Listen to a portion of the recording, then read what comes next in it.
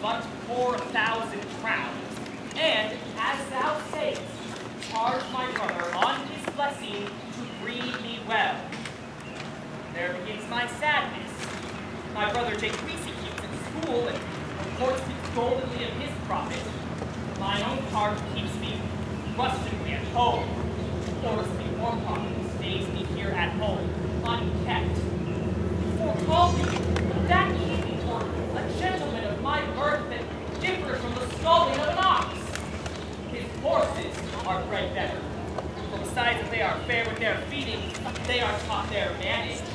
To that end riders dearly higher. And nothing under him but growth. His animals on his dunghills are as much bounded to him as I. He lets me eat with his hinds, guards me in place, and as much as in him lies, minds my gentility with my education. Is this Adam that grieves me, and the spirit of my father, which I think is within me, begins to mutiny against this servitude. I can no longer endure it. Though, as yet, I know no wise remedy to avoid it. Yonder comes my master, your brother. Go apart, Adam, thou shalt see what you shake me up. Now, sir, what makes you here? Nothing. I am not taught to make anything. What are you then, sir? Marry, sir, I am helping you to guard that which God made, a poor, unworthy brother in idleness. Marry, sir. Be better employed if be not a wife.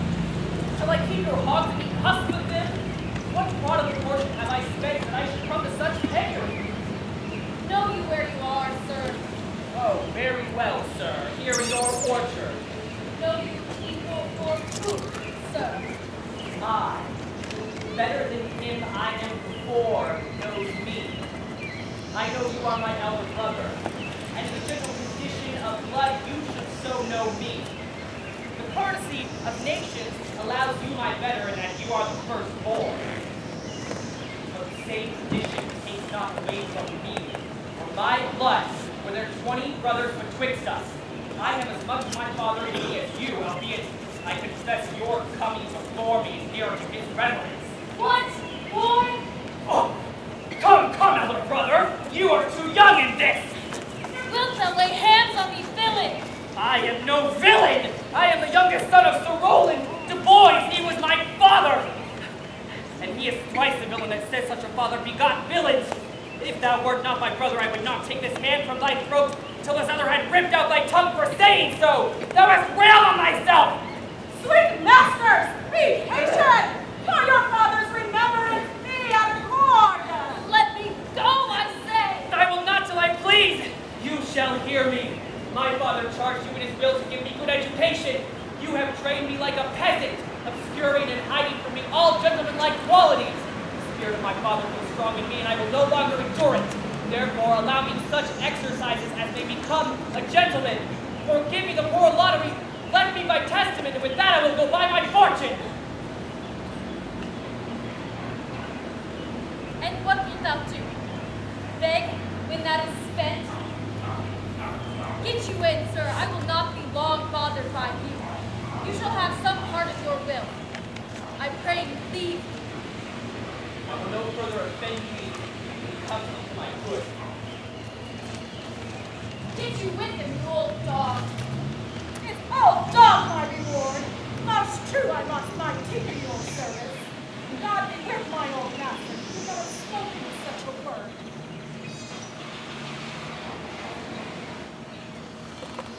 Is it even so? Begin you to grow upon me. I shall visit your ranks, yet give no 1,000 crowns neither. 'Twill be a good way, for tomorrow the wrestling is. Good morrow to your worship. Good Monsieur Charles, what's the new news at the new court? There's no news, sir, except the old news that the old count is put out by his brother, the young duke, and many men have gone into voluntary exile with him. Their lands and revenues are at the enrichment of the king, and therefore he gives them good leave to wander. Can you tell if Rosalind Duke's daughter be banished with her father? Oh, no, sir. The Duke's daughter, her cousin, so loves her, being bred together from the cradle, that she would follow her exile or else die to stay behind. She is at the court and no less loved of her uncle than his own daughter, and never two ladies love as they do. Where will the old Duke live? They say he is already in the forest of Ireland, and many merry men with him, and there they live like old Robin Hood of England. They say every day young gentlemen flock to him, and there they fleet the time away carelessly, as they did in the golden world. What? You wrestle tomorrow before the new Duke? Mary, I do, sir, and I have come to acquaint you with the matter. I have come, sir, secretly to understand that your brother Orlando hath a disposition to come in against me to try a fall. Tomorrow I wrestle for mine own credit, and he who escapes without a broken limb shall acquit him well. Your brother is but young and tender, and for your love I am loath to foil him as I must do for my honor if he come in. Therefore, out of my love, I have made this known to you with all, that either you might stay him from his intentment, or else brook well what he shall run into, in that it is a matter of his own searching, and altogether against my will. Charles, I thank thee for thy love for me, which thou shalt find I most kindly require. I had myself notice of my brother's purpose, Heron, and by underhand means had labored to dissuade him from it, but he is resolute. I tell thee, Charles, it is the stubbornest fellow of France, full of ambition, an envious emulator of every man's good parts, and a secret and contriver against me, his natural brother. Therefore, use thy discretion. I had as lief thou break his neck as his finger, but best look to it.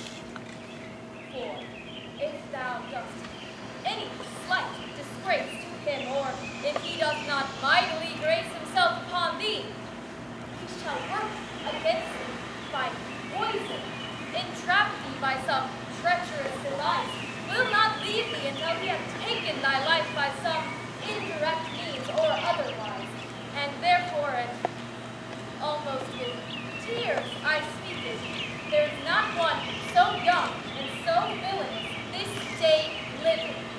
I speak but brotherly of him, but if I must anatomize him as he is, I must blush and weep, and thou must look pale and wonder. I am heartily glad I came hither to you. If he come in tomorrow, I'll give him his payment, and if he ever go alone again, I'll never wrestle for prize more. So God keep your worship. Farewell, good Charles. Now I shall stir this gamester, for I hope I see an end of him. For my soul, yet I know not why, thinks nothing more than evil. He is gentle, never schooled, yet learned, full of noble device, and so much in the heart of the world, and especially of my own people that best know him, and I am altogether misprized. Will not be so long. Nothing remains that I stir this boy thither, which now I'll go about. I prithee, Roslyn, sweet my cause, be merry. Dear Celia, I show no mirth, and I am mistress of, and would you yet I will marry her. Unless you can teach me to forget a banished father, you must not learn me to remember any extraordinary pleasure. Herein I see thou lovest me not. Oh, wait that I love thee. If my uncle, thy banished father, had banished thy uncle, the Duke, my father, so thou hadst been still with me, I could have taught my love to take thy father for mine. So wouldst thou, if the truth of thy love for me was so righteously tempered as mine is to be. I forget the condition of my estate to rejoice in yours. You know my father hath no child but I, nor none is like to have, and truly if he dies, thou shalt be his heir. For what he hath taken from thy father perforce, I will render thee again in affection. By mine honor I will. And if I break that oath, be taught monster. Therefore, my dear Rose, my sweet Rose, be merry. From henceforth I will, coz, and devise sports. Let me see. What think you of falling in love? Marry, I couldn't do, to make sport withal. Would love no man in good earnest, who are no further in sport neither, than with safety of you of much thou mayst, and honor and mock again. What shall be our sport then? Let us sit and mock the good housewife fortune from her wheel, that her gifts may henceforth be bestowed equally. I would that we could, for her benefits are mightily displaced, and the beautiful bow woman doth most mistake in her gifts to women. 'Tis true, for those she makes fair, she scarce makes honest, and those she makes honest, she makes very ill favorably. Nay, thou goes from force office to natures. Fortune reigns in the gifts of the world, not in the lineaments of nature. No, when nature hath made a fair creature, may she not by fortune always conspired? Though nature hath given us wits to clouded fortune, hath not fortune sent in this fool to cut off the arguments. Indeed, there is fortune too hard for nature when fortune makes nature's natural the cutter off of nature's wit. Peradventure, this is not fortune's work neither, but nature's, who have received our natural wits to dull to reason of such goddesses, and have sent in this natural for our whetstone. For always the dullness of fools is the whetstone of wits. Come now, wit, who may under you? Mistress, you must. Away to your father.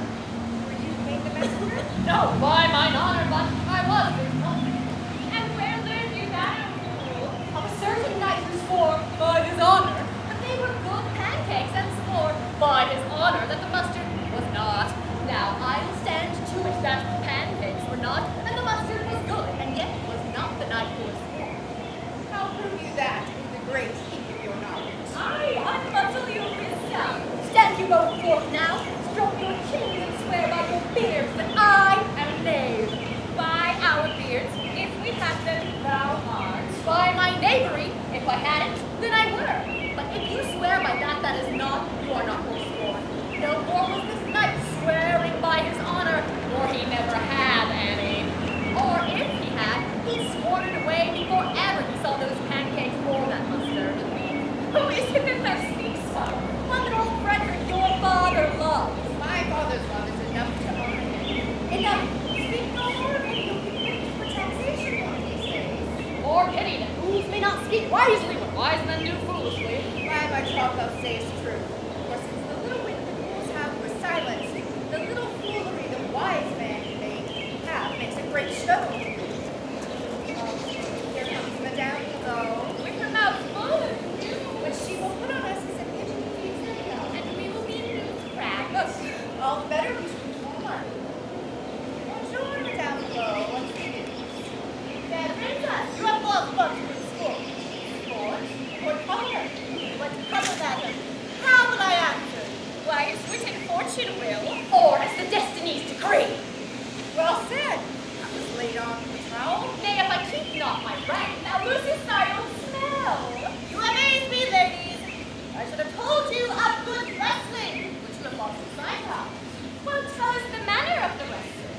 I'll tell you again. And if these, your ladyship, you shall see the end. Or here is the place according to the wrestling. And here, there were the woman. Well, the beginning, that is dead and buried. The counted old man with his 3 sons. I can match this beginning with no tale. 3 proper young men of excellent growth and presence, with bills on their necks, be it known to all men by these presents, and the eldest of the 3 wrestled with Charles, the huge wrestler, which Charles in a moment threw him, breaking 3 of his ribs. But there was little hope of life left in him. So he served the second, so the third. Yonder they lie, and poor old man their father making a pitiful dole over them, that all the beholders take his cause with grief and sorrow. Alas! But what is the sport, madame, that the ladies have lost? I am thus that speak of. Thus fools may grow wiser every day. 'Tis the first ever I heard breaking of ribs was sport for ladies. Or I promise thee. Is there any else wants to see the broken music maybe besides? Is there yet another that dotes upon rib breaking? Shall we see this wrestling, cousin? Well, you must see it if you stay here. Here is the place according to the wrestling, and they are ready to perform it. Yonder sure they are coming.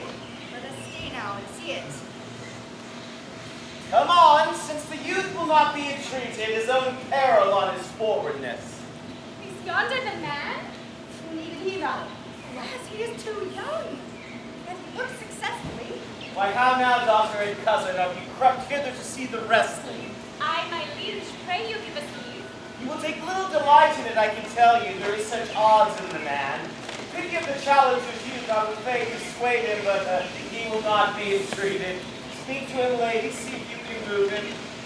Oh, he may be written down below. Do so, I'll not be by. Monsieur, the challenger. The princess calls me. I attend them with all respect and duty. Young man, have you challenged Charles the wrestler? No, fair princess. He is the general challenger. I come but in as others do, to test with him the strength of my youth. Young gentlemen, your spirits are too bold for your years. You have seen cruel proof of this man's strength. If you saw yourself with your eyes or knew yourself with your judgment, the fear of your adventure would counsel you to more equal enterprise. We pray for your own sake. Embrace your own safety and give over this attempt. Do so, young sir. Your reputation shall not therefore be misprized. We will make it our suit to the Duke that the wrestling may not go forward. I beseech you, punish me not with your hard thoughts, wherein I confess me much guilty to deny so fair and excellent ladies anything. But let your fair eyes and gentle wishes go with me to my trial, wherein if I be foiled, there is but one shamed who is willing to be so. If killed, one dead who is willing to be so. I can do my friends no wrong, for I have none to lament me. The world no injury, for in it I have nothing. Only in the world do I fill up a place, which may be better supplied when I have made it empty. The little strength that I have, I would it were with you. And mine to eke out hers. Fare you well. I pray heaven we are deceived in you. Your heart's desires be with you. Where is this young gelding who so desires to be laid with his mother Earth? Ready, sir, but his will hath in it a more modest working. You shall try but one fall. No, I warrant your grace, you shall not entreat him to a second who is so mightily persuaded from the first. You mean to mock me after? You should not have mocked me before, but come your way. Hercules, see thy speed, young man! Kill him, or may Would I were invisible that I could catch the strong fellow by the leg. Hold him down.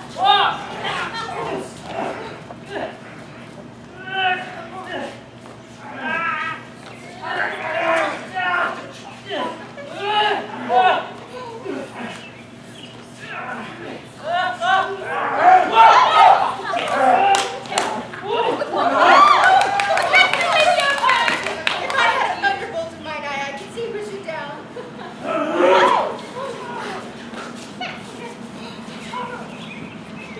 Behind you, Charles!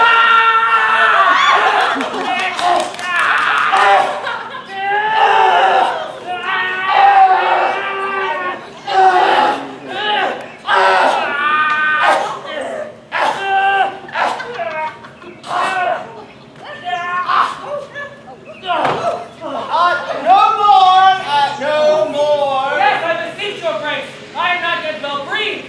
How dost thou, Charles? He cannot speak, my lord. Bear him away. What is thy name, young man? Orlando, youngest son of Sir Roland de Boys.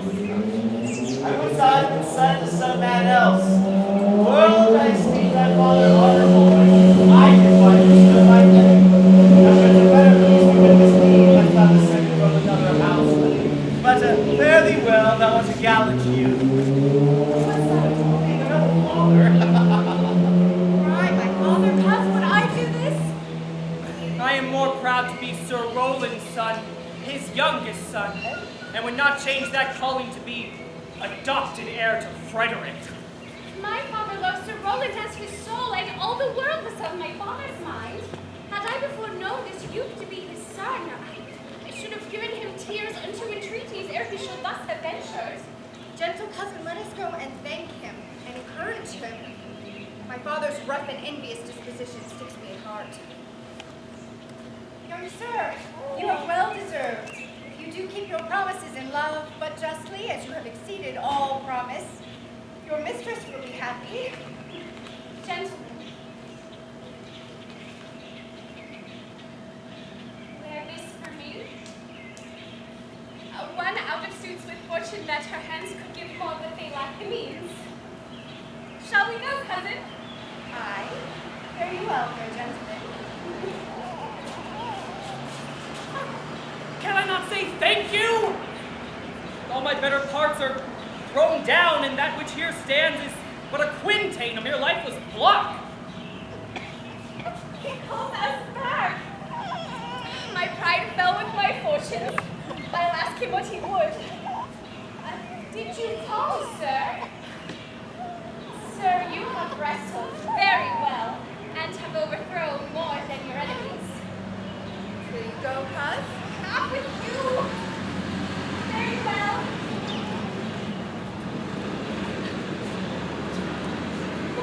Passion hangs these weights upon my tongue. I could not speak to her, yet she urged conference. Oh, poor Orlando, thou art overthrown, or Charles, or something weaker, master. Good sir, I do with friendship counsel you to leave this place. Albeit you have deserved my commendation, because and law. And such is now the Duke's condition that he must confuse all the good blood. The Duke is guilty. What is indeed better to see as one speaker? I thank you, madam. But pray tell me this, which of the two was daughter of the Duke that here was at the wrestling? Either his daughter would be judged by manners, sir. But yes, indeed, the lesser is his daughter. The other is daughter to banished Duke, and here, detained by her usurping uncle to keep his daughter company. His vows are dearer than the natural bond of sisters.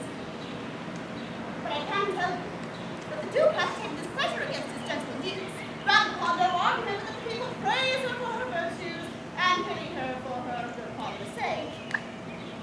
On my life, this vows against the lady will suddenly break forth. Sir, fare you well.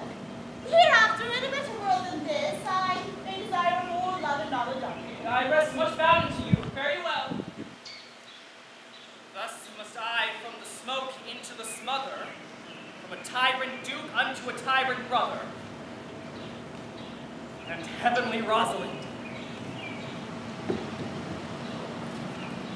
Cousin, my Rosalind, Cupid have mercy, not a word. Not one to throw at a dog. No, thy words are too precious to be cast away upon hers. Throw some of them at me. Lay me with reasons.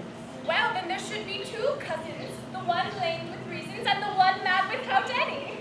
But is all this for your father? No, some of it is for my child's father. How full of briars of this working day world.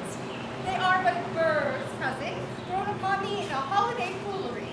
We walk not to crowded paths our very petticoats will catch them. I could shake them off my coat. These birds are in my heart. Hem them away. I would if I could cry him and have him. Oh, come, wrestle with thy affection. Oh, they take the part of a better wrestler than myself. Oh, a good wish upon you. We will try in time, despite of the fall. But turning these jests out of service, let us talk in good earnest. Is it possible on such a sum that you are taking so strong a liking to old Sir Roland's youngest son? My father, the Duke, loved his father dearly. Doth it therefore ensue that you should love his son dearly? By this chase I should hate him, for my father hated his father dearly. But I hate not Orlando. No, faith hate him not for my sake. Why should I not? Doth he not deserve well? Well, let me love him for that, and do you love him because I do? Oh, here comes the Duke. His eyes full of anger. Mistress, dispatch you with your safest haste and get you from our court. Me, uncle? You, cousin, within these 10 days, if thou beest found so near our public court as 20 miles thou diest for it. To beseech your grace, let me the knowledge of my fault bear with me. If with myself I hold intelligence or have acquaintance with mine own desires, if I do not dream or be not frantic, as I do trust that I am not, then dear uncle, never so much as in a thought on board did I offend your highness. thus do all traitors. If their purgation did consist in words, let it suffice thee that I trust thee not. Yet your mistrust cannot make me a traitor. Tell me whereon the likelihood depends. Thou art thy father's daughter, there is enough. So was I when your highness took his dukedom. So was I when your highness banished him. Treason is not inherited, my lord, or if we did derive it from our friends, what's that to me? My father was no traitor. Then good, my liege, mistake me not so much to think my poverty is treacherous. Dear sovereign, hear me speak. Aye, Celia, we stayed her for your sake, else had she with her father ranged along. I did not then entreat to have her stay. That was your pleasure and your own remorse. I was too young that time to value her, but now I know her. If she betrayed her, why so am I. We still have slept together, rose at an instant, eat, played, learned together, and wheresoever we went like Juno's swans, we went coupled and inseparable. She's too subtle for thee, and her smoothness, her very silence, and her patience, they speak to the people and they pity her. Thou art a fool. She robs thee of thy name, and thou shalt seem more bright and show more virtuous when she's gone. Then ope not thy lips. Firm and irrevocable is my doom which I have passed upon her. She is banished. Pronounce then that sentence on me, my liege. I cannot live out of her company. You are a fool. You, niece, provide yourself. If ye outstay the time upon the greatness of my honor, you die. Oh, my sweet Rosalind, where wilt thou go? Wilt thou change fathers? I will give thee mine. I charge thee, be not thou more grieved than I am. I have more cause. Thou hast not. Did thou not know? The Duke hath banished me, his daughter. That he hath not. No, hath not. Rosalind then lacks the love which teaches thee that thou and I am one. Shall we be sundered? Shall we part, sweet girl? No. Let my father seek another heir. Therefore devise with me how we may fly, whither to go, and what to bear with us, and do not seek to take your change upon you, to bear your griefs yourself and leave me out. But by this heaven, now at our sorrows pale, say what thou canst, I'll go along with thee. Whither will we go?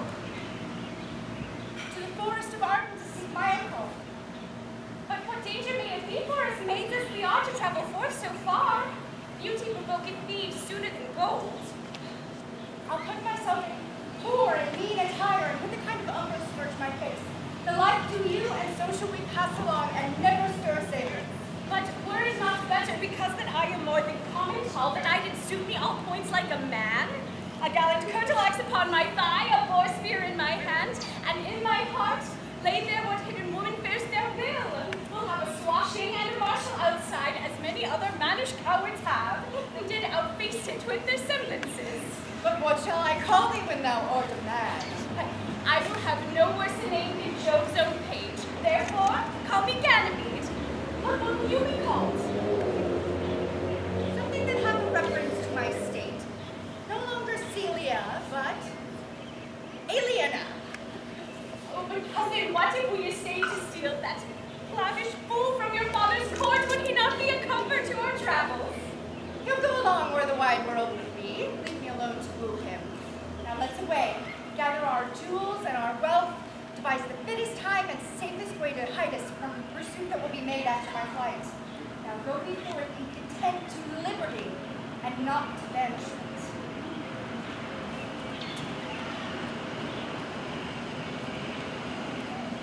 Now, my co-mate and brother in exile, hath not old custom made this life more sweet than that of painted palm?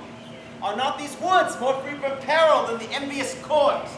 Here feel we but the penalty of Adam, the season's difference, as the icy fang and churlish chiding of the winter's wind, that when it bites and blows upon my body, even though I shrink with cold, I smile and say, well, this is no flattery. These are counselors, which feelingly persuade me what I am. Sweet are the uses of adversity, which, like the toad, ugly and venomous, wears yet a precious tool on his head. And this our life, exempt from public conduct, finds tongues in trees, books in the running brooks, sermons in stones, and good in everything. I would not change it. Happy is your grace that can translate the stubbornness of fortune into so quiet and so sweet a style. Come, shall we go and kill us some venison? Indeed, my lord. The melancholy Jaques grieves in that, and in that kind swears you do more usurp than doth your brother that hath banished you. Today I myself did steal behind him as he lay along under an oak whose antique root peeps out upon the brook that brawls along this wood. To the which place a poor sequestered stag that from a hunter's aim obtained a hurt did come to languish. And indeed, my lord, the wretched animal heaved forth such groans that their discharge did stretch his leathern coat almost to bursting, and the big round tears coursed one another down his innocent nose in piteous chase. Thus the hairy fool, much marked by the melancholy Jaques, stood on the extremest verge of the swift brook, augmenting it with tears. But what said Jaques? Did he not moralize the spectacle? Oh yes, into 1,000 similes. First, for the weeping of the deer into the needless stream. Poor dear, quoth Jaques, thou makest a testament as worldlings do, giving thy sum of more to that which had too much. And then, being there alone, lost and abandoned by his velvet friend. 'Tis right, quoth he. Thus misery doth part the flux of company. Anon the careless herd, full of the pasture, jumps along by him, never stopping to greet him. Aye, quoth Jaques, sweep on, you fat and greasy citizens, 'tis just the fashion. Wherefore do you look upon that poor and broken bankrupt there? And thus most effectively he pierceth through the body of our city, country, court, yea, even of this our life, swearing we are mere usurpers and tyrants. And what's worse, that we frighten the animals and kill them up in their assigned and native dwelling place. And did you leave him in this contemplation? Oh, I did, my lord, weeping and commenting upon the sobbing deer. Show me the place. I love to cope him in these sullen fits, for then he's full of matter. I'll take him to you straight. Hast thou seen the princess?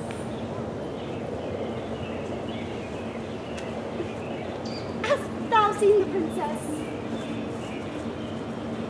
Hast thou seen the princess? Hast thou seen the princess?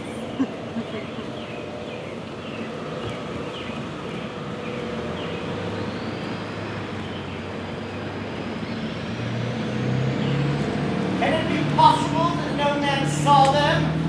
It cannot be. Some villains of my court are of consent and sufferance in this. I cannot hear of anything that can see her. The ladies, the attendant of her chamber, saw her appear in the morning, found the bed unpleasant of her mistress. My lord, the gorgeous gown and the lap is also missing. Now Hysteria, the princess' gentlewoman, did confess in secret or here, your daughter and cousin much praise the parts and graces of the wrestler that took the Lady Royal St. Charles. And she believes wherever they have gone, that youth is surely in their company. Send for his brother. Fetch that gallant. If he be absent, send his brother to me. I will make him find them. Do this suddenly, and let not search or inquisition quail to bring again these foolish runaways.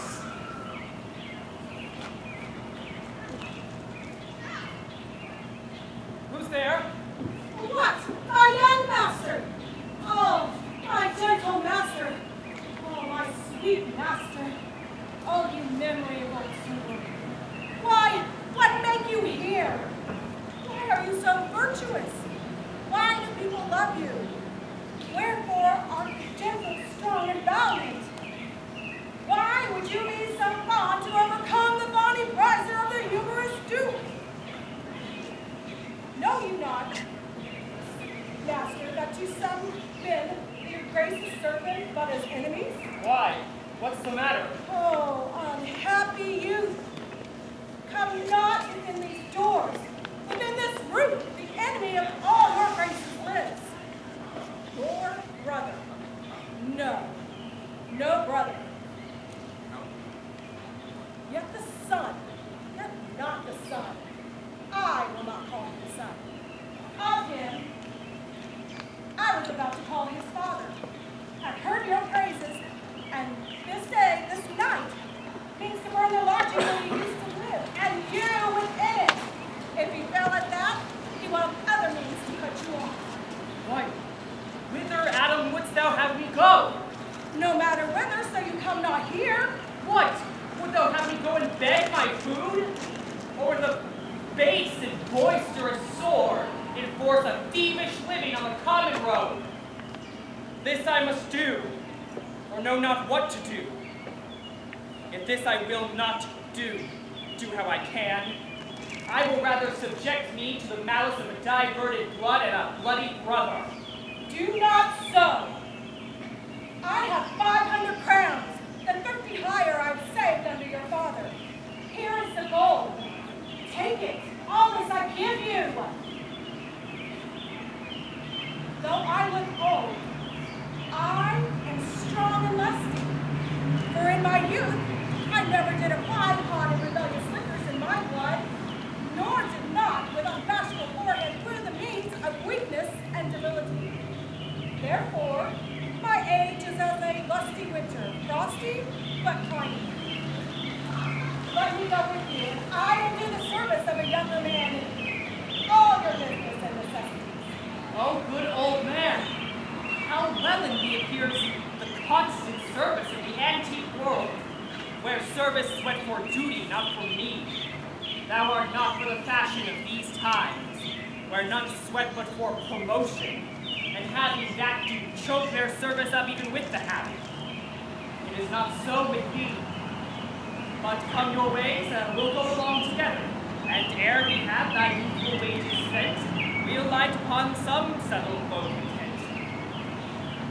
Go on, master, and I will follow you to the last gasp with truth and loyalty.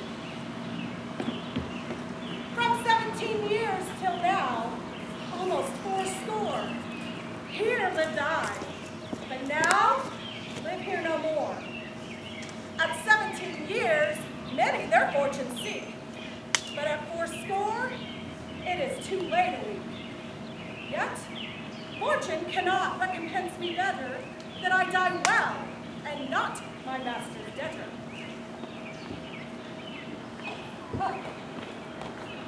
Jupiter, how weary are my spirits! I care not for my spirits if my legs were not weary. I could find it in my heart to disgrace my man's apparel and to cry like a woman. But time will comfort the weak of vessel as doublet and hose after show itself courageous to petticoat. Therefore, courage, good Indiana. I pray you bear with me. I cannot go no farther. For my part, I had rather bear with you than bear you, though I should bear no heavy cross if I did bear you, for I think you have no money in your purse. But no, this is the forest of Arden. How am I in Arden, nor do I, and I was always in a better place where travelers must be content. Be so good, Touchstone. Oh, look you, who comes here? A young man and an old in solemn talk. That would make her scorn you still. Orin, but thou knewst how I do love her! I partly guess, for I have loved ere now. Ah, now, for being old thou canst not guess, though in thy youth thou wast as true a lover as ever sighed upon a midnight pillow. But if thy love were ever like mine, as sure I think did never man love so, how many actions most ridiculous wast thou drawn to by thy fancy? And to 1,000 that I have forgotten. Ah, thou didst then never love so heartily. If thou were ever on the slightest folly that ever love did make thee run into, thou hast not loved. Or if thou hast not sat, as I do now, wearying thy hearing of thy mistress' praise, thou hast not loved. Or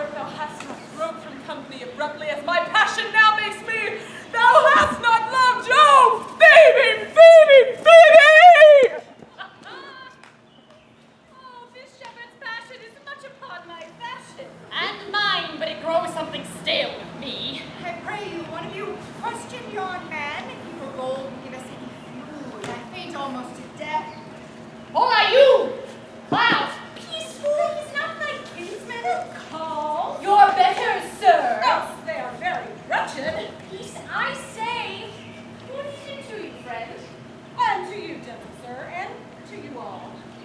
I pray that if love or gold may in this desert place by entertainment bring us where we may rest ourselves in read. For here's a young maid with travel, much oppressed, and faints for succor. Fair sir, I pity her. I wish for her sake more than for mine own that my fortunes were more able to relieve her. I am a shepherd to another man, and share not the fleeces that I graze. My master is of a churlish disposition, and little recks to find his way to heaven by doing deeds of hospitality. Besides, his coat, his flock, and bounds of feeder, now on sale. And our sheepcoat now, by reason of his absence. Oh, there is nothing there that you will eat. But what is? Come see, and my voice most welcome shall you be. Pray, what is he that shall buy the pasture and the flock? That young swain that you saw here over there a while, that little cares for buying anything. If it stand with honesty, buy thou the cottage pasture and the flock, and you shall have to pay for it of us. And we will mend thy wages. I like this place and could willingly waste my time in it. Assuredly, the thing must be sold. Go with me, and if you like upon report of soil, profit, and this kind of life, then I, your very faithful feeder, will be, and buy it with your gold, right suddenly.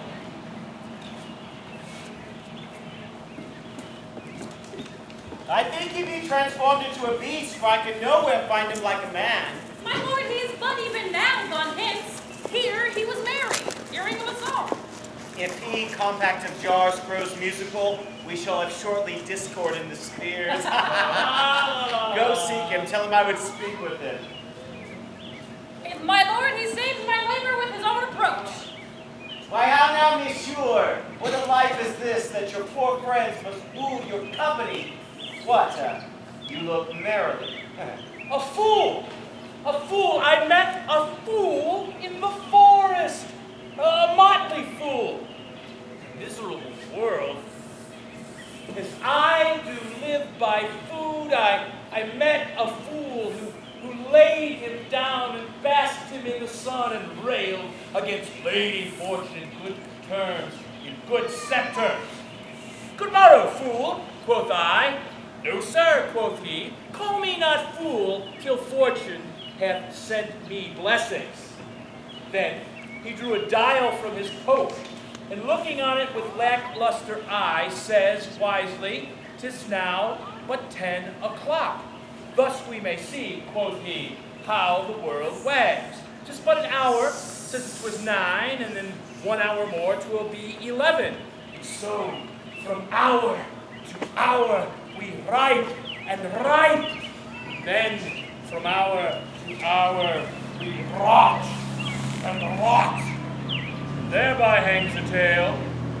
When I thus hear, motley fool, moron at time, my lungs began to grow like Chanticleer, that fools could be so deep contemplative. And I did laugh, sans intermission, an hour by his dial. Oh, noble fool, oh, motley fool, motley's the only wear. What fool is this? Oh, worthy fool, one that hath been a courtier, and says, if ladies be but young and fair, they have the gifts to know it. And in his brain, which is as dry as the remainder biscuit after a voyage, he hath strange places crammed with observations, the which he vents in mangled fashion. Oh, that I were a fool. I am ambitious for a motley coat. Thou shalt have one. 'Tis my only suit, provided that you can read your better judgments of of all thoughts that grow in them that I am wise. I must have liberty withal, as large a charter as the wind, for so fools have. And they that are most galled by my folly, they most must laugh. Why, sir, must they so? The why is as plain as way to parish church. He that a fool doth been very wisely hit, proves that he is a fool, even though he's smart not to seem senseless of the bob. If not, even the wise man's folly is anatomized by the squandering glances of the fool. Vest me in my motley. Give me leave to speak my mind, and I will through and through cleanse the foul body of the infected world. They will but patiently receive my medicine. Fie on thee, I can tell what thou wouldst do. What for account of what I do? What good? Most mischievous foul sin, in chiding sin, for thou thyself hast been at liberty, as sensual as the brutish sting itself, and all the embossed sores and headed evils that thou, that license a free foot hast caught, which thou discord to the general world. Why, who cries out on pride that can therein tax any private party? Doth it not flow hugely as the sea, till that the weary very means do ebb? What woman do I name when I say that the city woman bears the cost of princes on unworthy shoulders? Who could come in and say, I mean her, when such a one as she, such is her neighbor? Or who is he of basest function, who says his bravery is not at my cost, thinking I mean him, and therein suits his folly to the metal of my speech? There then, how then, what then? Let me see wherein my tongue hath wronged him. If it be right, why then he hath wronged himself. If he be free, why then my taxing like a wild goose flies, unclaimed of any man. Don't ever eat no more, I have eat none yet. nor shalt not till necessity be served. Of what kind should this cock come up? Art thou thus boldened, man, by thy distress, or else a rude despiser of good manners that in civility thou seemst so empty? You touch my vein at first. The thorny point of their distress hath taken from me the show of smooth civility. Yet am I ably bred and know some nurture. But forbear, I say, he dies and eats any of this fruit till I and my affairs are answered. If you will not be answered with reason, I must die. What would you have? Your gentleness may force more than your force move us to gentleness. I almost died for food and let me have it. Sit down and feed, and welcome to our table. Speak you so gently? Pardon me. I thought all things had been savage here, and therefore put I on the countenance of certain commandment. But whate'er you are, in this desert inaccessible, under the shade of melancholy boughs that lose and neglect the creeping hours of time, if ever you have looked on better days, if ever been where bells knolled to church, if ever sat at any good man's feast, if ever from your eyelids wiped a tear and know what 'tis to pity and be pitied, then let gentleness my strong enforcement be. True is it that we have seen better days, and have with holy bell been known to church, and sat at good man's feast, and wiped our eyes of drops that sacred pity hath engendered. And therefore, sit you down in gentleness, and take upon command what help we have, that to your wanting may be ministered. Then but forbear your food a little while, whilst I, like a doe, go to find my fawn and give it food. There is an old poor man who, after me, hath lived many a weary step in pure love, till he be first sufficed, oppressed by two weak evils, age and hunger, I will not touch a bit. Go fetch him, and we will nothing waste till your return. I thank thee and be blessed for your good comfort. Thou seest, we are not all alone unhappy. This wide and universal theater presents more woeful pageants than the scene wherein we play in. All the world's a stage, and all the men and women merely players. They have their exits and their entrances, and one man in his time plays many parts, his acts being 7 ages. At first, the infant, yuling and puking in the nurse's arms. Then the whining schoolboy with his satchel and shining morning face, creeping like snail, unwillingly to school. Then the lover, sighing like furnace, with a woeful ballad made to his mistress, eyebrow. Then the soldier, full of strange oaths and bearded like the pard, jealous in honor, sudden and quick in quarrel, seeking the bubble, reputation even in the cannon's mouth. Then the justice, in fair round belly, with good cape and line, with eyes severe, and beard of formal cut, full of wise saws and modern instances, so he plays his part. The 6th age shifts into the lean and slippered pantaloon with spectacles on nose and pouch on side, his youthful hose well saved, a world too wide for his shrunk shank, his big, manly voice turning again toward childish treble, pipes and whistles in the sound. Last scene of all ends this strange, eventful history, second childishness, and mere oblivion. Sans teeth, sans eyes, sans taste, sans everything. Welcome. Set down your venerable burden and let him feed. I thank you most for him. If that you were the good Sir Roland's son, as your whispered faithfully you were, and as my eyes doth this effigy's witness, most truly line been living in your face, be truly welcome hither.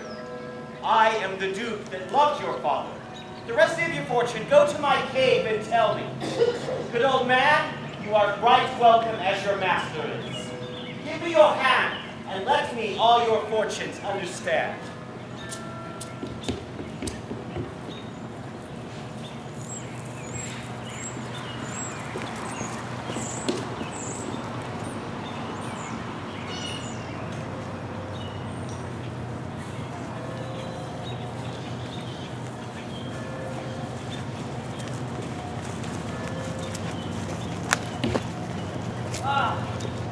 My verse in witness of my love.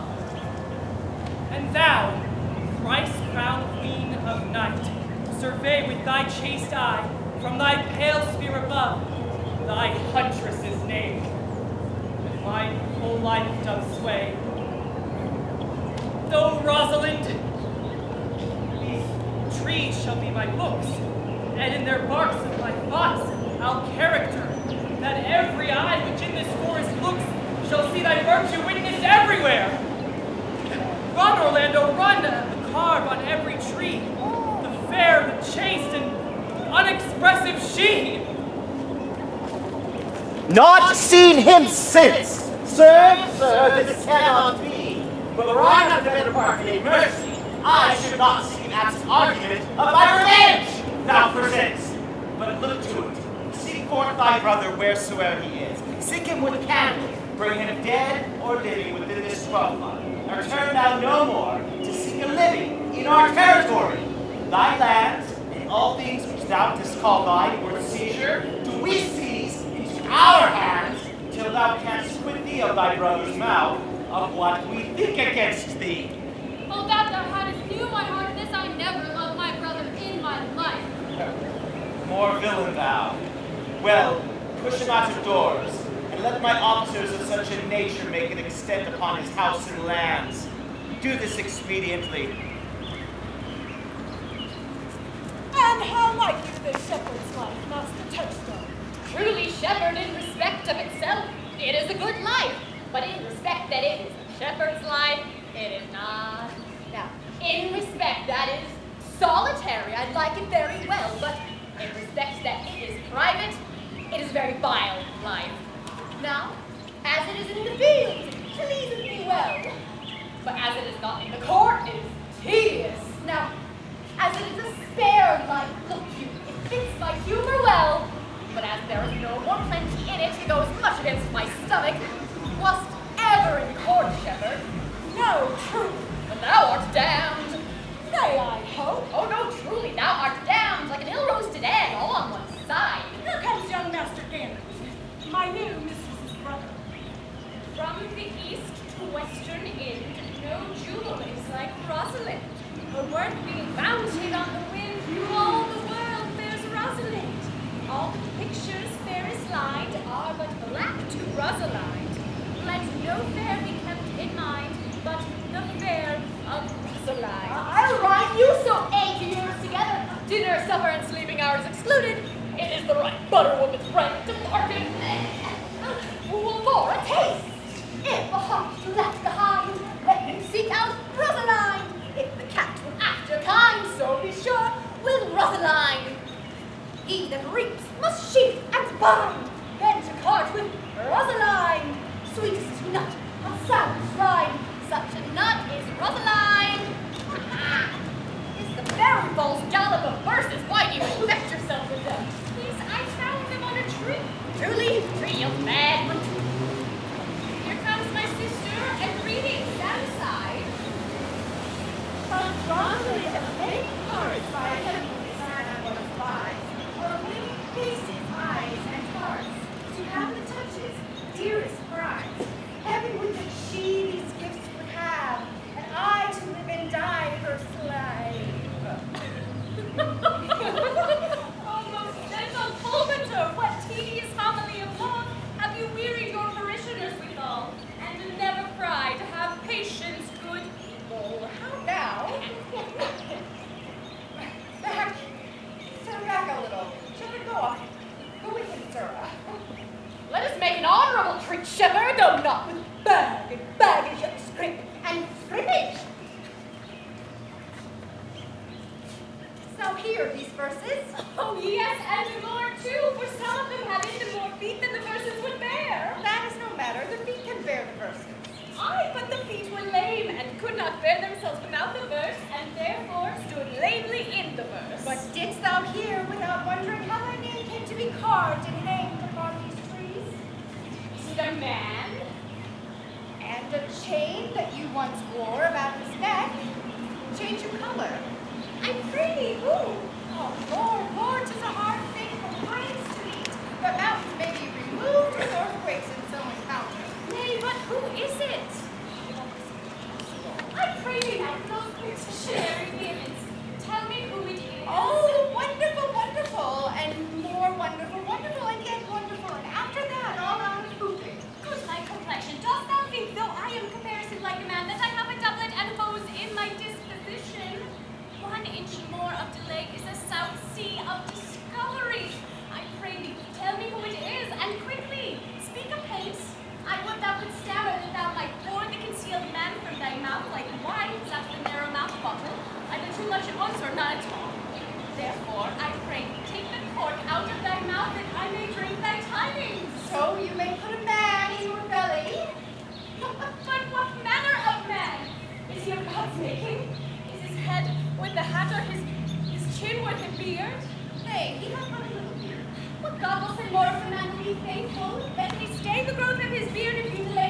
knowledge of his chin?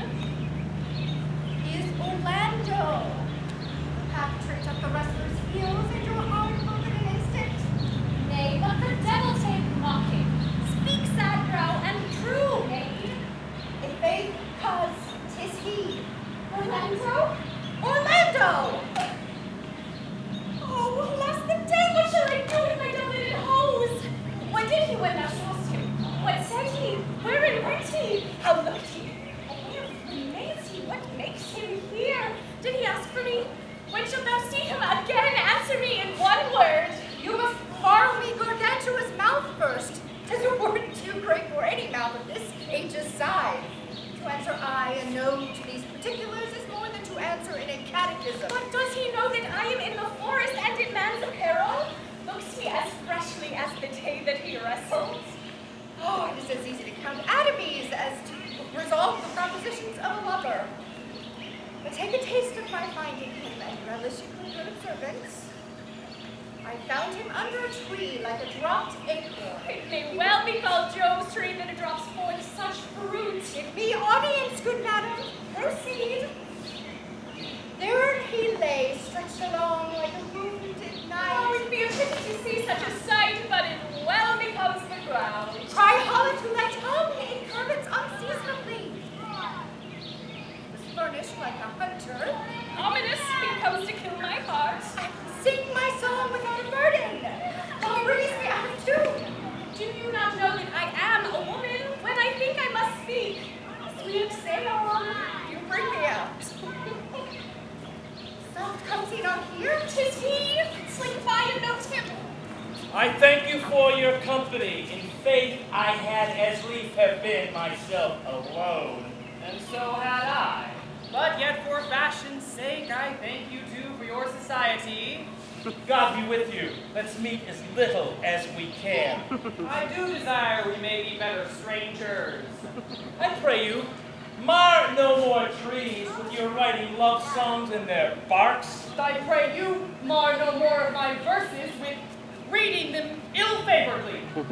Rosalind is thy love's name. Yes, just. I do not like her name. There was no thought of pleasing you when she was christened. What stature is she of? Just as high as my heart. You are full of pretty answers. Have you not been acquainted with goldsmiths' wives and conned them of their rings? Not so, but I answer you right, painted cloth from which you have studied your questions. You have a nimble wit, I think 'twas made from Atalanta's heels. Will you sit with me, and we too shall rail on our mistress the world and all our miseries. I would chide no breather in the world but myself, against whom I know most faults. The worst fault you have is to be in love. 'Tis a fault I would not change for your best virtue. I am weary of you. By my troth, I was looking for a fool when I found you. He is drowned in the brook. Look but in, and you shall see him. There I shall but see mine own figure. Which I take to be either a fool or a cipher. I'll tarry no longer with you. Farewell, good. See your love. I am glad of your departure. Adieu, miss your melancholy. I'll speak to him like a saucy lackey, and under that habit play the knave with him. Do you hear, Forester? Very well. What would you? I pray you, what is the o'clock? You should ask me what time of day, for there is no clock in the forest. Well, there be no true lover in the forest, else sighing every minute and groaning every hour would detect the lazy foot of time as well as a clock. And why not the swift foot of time? Had that not been as proper? By no means, sir. Time travels in divers paces with divers persons. But I will tell you who time ambles withal, who time trots withal, who time gallops withal, and who he stands still withal. I prithee, who doth he trot withal? Marry, he calls on with the young maid between the contract of her marriage and the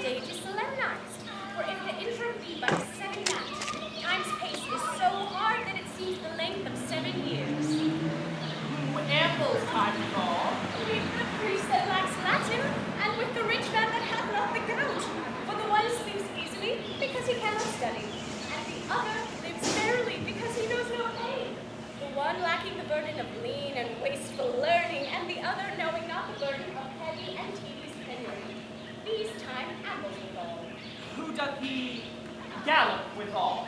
With a thief on his way to the gallows.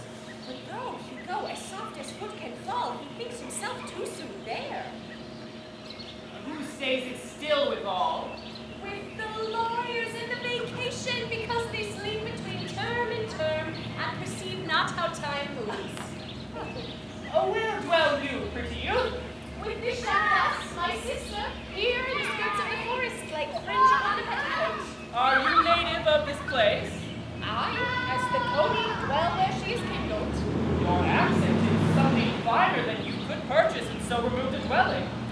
I have been told so of many. And indeed, an old religious uncle of mine taught me to speak, who was in his youth an inland man. In courtship too well, for there he fell in love. I have heard him read many lectures against it, and I thank God that I am not a woman, to be touched with all of the giddy offenses that he seems to have taxed their whole sex withal. Can you remember any of the principal evils he laid to the charge of women? Oh, there were none principal. Each one was like another, as halfpence are, each one fault seeming monstrous, until his fellow fault came to match it. I prithee recount some of them. Oh, nay, I will not cast away my physic, but on those that are sick. Say, there is a young man that haunts our forest, abusing our young trees, carving Rosalind in the barks, hanging oaths upon hawthorns, elegies on brambles, all forsooth deifying the name of Rosalind. If I could meet this fancy monger, I would give him some good counsel, or have the quotidian of love upon him. I am he that is so love-shaped.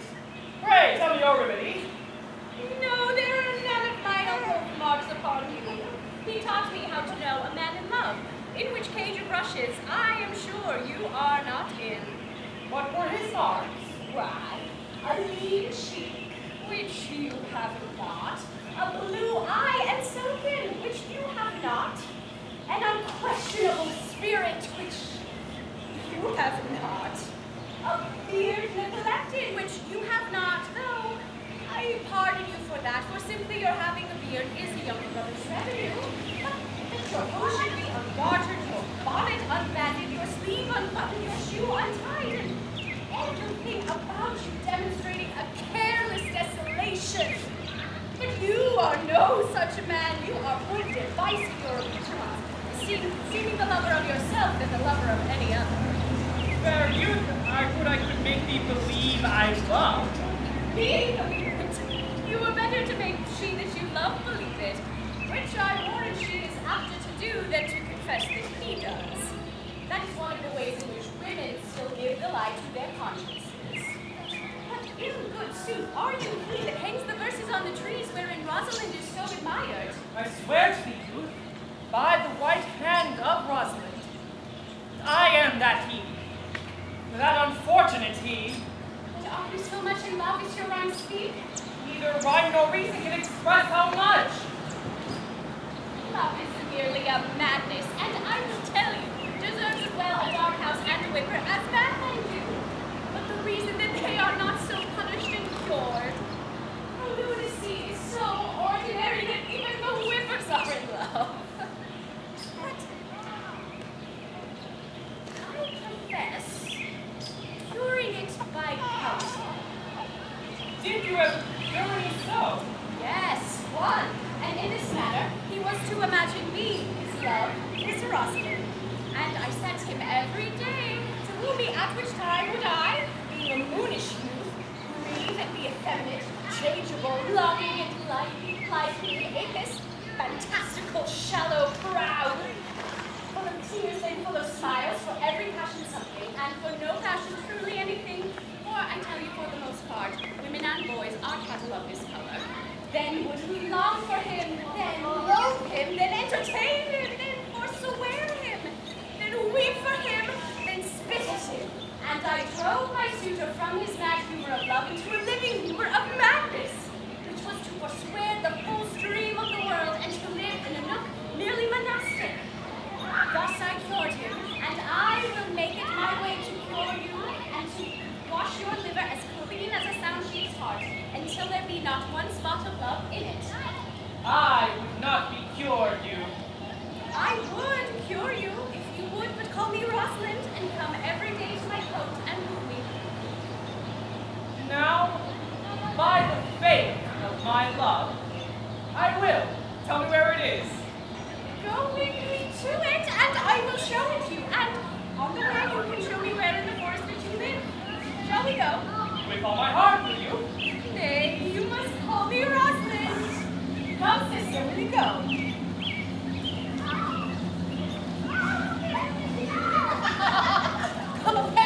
Good Audrey, I will fetch up your ghost, Audrey Howe. Audrey, am I man yet? Doth my simple feature contain you? Your features? Lord warrant us, what features? I am here with thee and thy goats as the most capricious poet, honest oracles amongst the gods.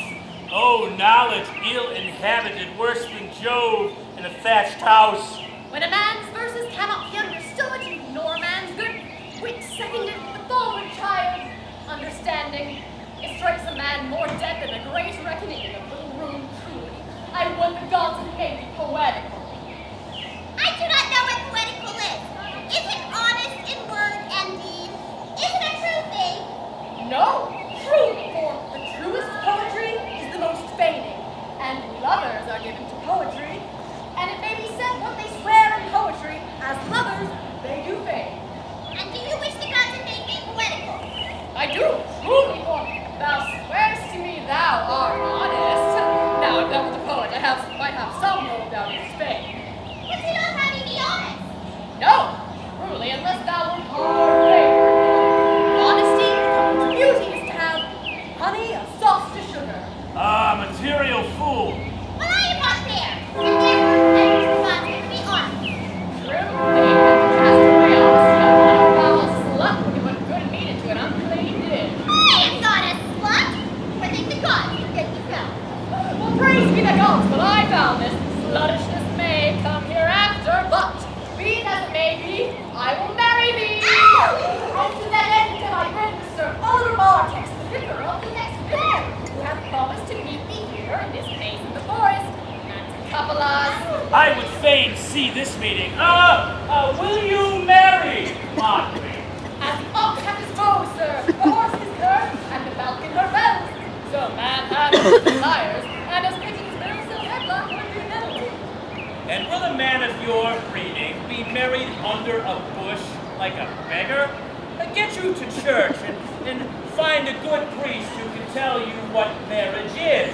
This fellow will but join you together as they join wainscot, and one of you will prove a shrunk plank like a green timber.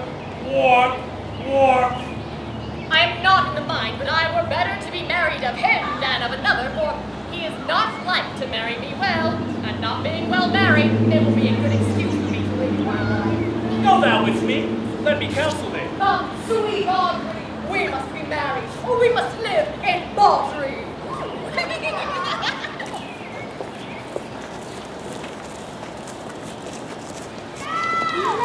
Speak to me. You are pretty. Yet, have the grace to consider that tears do not become a man. But have I not cause to weep? As great a cause as one could desire, therefore weep. His very hair is of the dissembling color. Something browner than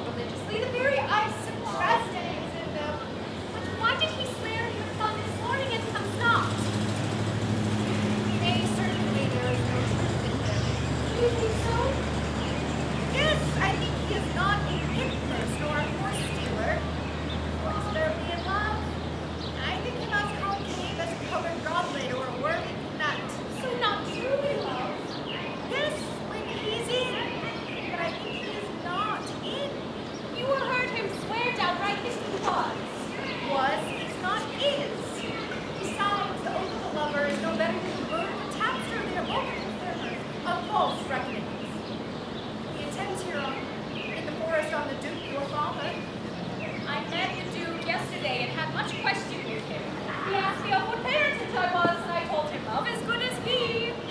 So he laughed and let me go, and what talking of fathers when there is such a man as Orlando. Oh, he's a very brave man. He speaks brave words, writes brave verses, swears brave oaths, and then breaks them bravely. Writes a verse toward the heart of his lover as a poisony tilter spurs his horse, but on one side, breaks his staff like a noble goose. But all is brave that you found and fall the guys. Look who comes here. Mistress Master, you have often inquired after the shepherd. You complained of love, for you saw sitting with me on the turf, praising the proud, disdainful shepherdess that is his mistress. Well, and what of him? If you will see a pageant truly play between the pale complexion of true love and the red glow of scorn and proud disdain, go hence a little, and I shall be if you want. Come, let us remove, for the sight of lovers feedeth those in love. Bring us to their sight, and you shall say, I will prove a busy actor in their play. Phoebe! Phoebe, not court you not! Phoebe! Say that thou lovest me not, but say not so in bitterness. The common executioner, whose heart the accustomed sight of death makes hard, falls not the axe upon the humble neck, but first begs pardon. Will you sooner be than he that dies and lives by bloody drops? I would not be thy executioner. I fly thee, for I would not injure thee. Thou tellest me there is murder in mine eye. 'Tis pretty sure and very probable that eyes that are the frailest and softest things will shut their coward gaze on Adam should be called tyrants, butchers, murderers. Now, I do frown on thee with all my heart, and if mine eyes can wound, now let them kill me. Thou counterfeit this wound, why now fall down? Or if thou canst not, oh, for shame, lie not to say mine eyes are murderers. Now show the wound mine eye hath made in thee. Scratched even with a pin, and there remains some scar of it. Lean but upon a rush, the cicatrice and capable in pressure thy palm some moment heat. But now mine eyes, which I have darted at thee, hurt thee not, nor I am sure there is no force in eyes that can do hurt. Sweet Phoebe, if ever as it ever may be near you meet in some fresh cheek the power of fancy, then you will know the wounds invisible that love's keen arrows make. But till that time, come not thou near me. And when that time comes, afflict me with thy marks. Pity me not, as till that time I shall not pity thee. And I pray you, why not? Who might be your mother that you insult and all at once over the wretched? What, though there be no beauty in you, which by my faith I see no more in her than without candle may go dark to bed. Must you therefore be proud and pitiless? Why, what means this? Why do you look upon me? Odds me alive, I think she means tangle my eyes too. I see no more in you than the ordinary of nature's sailor. No, think proud, mistress, hope not after it. 'Tis not your inky brow or your black silk hair, or bulge eyeball, nor your cheek of green that can attain my spirits to go worship. You foolish shepherd, wherefore do you follow her? Puffing with wind and rain like from the south. You are 1,000 times a properer man than she a woman. 'Tis such fools as you that makes the world full of ill-favored children. 'Tis not her class that flatters her, but you, and out of you she sees herself more proper than any of her lineaments can show her. But, mistress, know thyself. Down on your knees and thank heaven fasting for a good man's love, for I will tell you friendly in your ear, sell when you can, you are not for all markets. I demand mercy, love him and take his offer. Foul is most foul, being foul to be a scoffer. Take her to thee, shepherd. Fare you well. Sweet youth, I pray you try years together. I had rather hear you chide than this man woo. He's fallen in love with your foulness. She'll fall in love with my anger if it be so. As soon as she answers you with frowning looks, I will sauce her with bitter words. Why look you so upon me? For no ill will I bear you. I pray you do not fall in love with me, for I am falser than vows made in wine. house is in the tuft of olives here hard by. Come, sister, will you go? Shepherd, ply her hard. Sister, come. Shepherdess, look on him better, and be not proud. Though all the world can see, none could be so abused in sight as he. Come, 12 o'clock.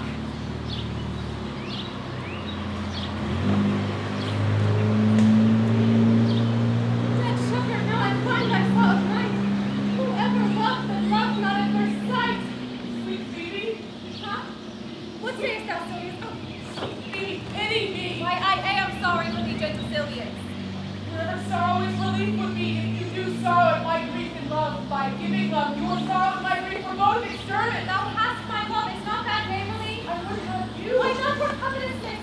Sylvius, the time was that I hated thee. And yet it is not that I bear thee love, but since that thou canst talk of love so well, thy company, which erst was irksome to me, I will endure. And I'll employ thee too, but do not look for further recompense than thine own gladness that thou art employed. Knowest thou the youth that spoke to me erewhile? Not very well, but I have met him off. And he had fought the cottage and the bounds of the old cart was once master of. Think not I love him, though I ask for him. He's but a peevish boy, yet he talks well. But what care I for words? Yet words do well when he that speaks them pleases those that hear. It is a pretty youth, not very pretty, but sure he's proud. And yet his pride becomes him. He'll make a proper man. The best thing in him is his complexion, and faster than his tongue did make offense, his eye did feel it up. There be some women, Sylvius, had they marked him twice beside, they would have gone near to fall in love with him. But for my part, I love him not, nor hate him not. Though I have more cause to hate him than to love him, for what had he to do to chide at me? He said mine eyes were black and my hair black, and now I am remembered scorn to me. I marvel why I answered not again. But that's all one. Admittance is no quittance. I'll write to him a very taunting letter, and thou shalt hear it. Wilt thou, Sylvius? With all my heart. I'll write it straight. The matter's in my head and in my heart. I will be bitter with him and pass him short. Go it, Sylvius. I prithee you, let me be better acquainted with thee. We say you are melancholy, I am indeed. I love it better than laughing. Why, those that are in the extremity of either are abominable fellows. Betray themselves to every modern censure worse than drunkards. Why, it is good to be sad and to say nothing. Why then, 'tis good to be a boast. I have not the scholar's melancholy, which is emulation, nor the musician's, which is fantastical, nor the courtier's, which is proud, nor the soldier's, which is ambitious, nor the lady's, which is nice, nor the lover's, which is all these. I have a melancholy of mine own, compounded from many simples, extracted from many objects. Indeed, the sundry contemplations of my travels, in which mine often ruminations wrap me in a most humorous sadness. A traveler, by my faith, you have great reason to be sad. For I fear that you have sold your lands to see other men's. Than to have seen much, but to have nothing, is to have rich eyes and poor hands. Yes, I have gained my experience. Yet your experience makes you sad. I would rather have a fool to make me merry than experience to make me sad, and to have traveled for it. Good day and happiness, dear Rosalind. Nay then, God be with you. If you talk in blank verse, Farewell, Monsieur Traveler.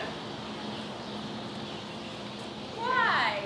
Now, Orlando, where have you been all this time? You a lover. If you serve me such another trick, never come in my sight more. My fair Rosalind, I come within an hour of my promise. Break an hour's promise in love. Cupid will divide a minute into 1,000 parts and break but a part of the 1,000th part of that minute. In the affairs of love, it may be said that Cupid has clapped him on the shoulder, but I will warrant him heart whole. Pardon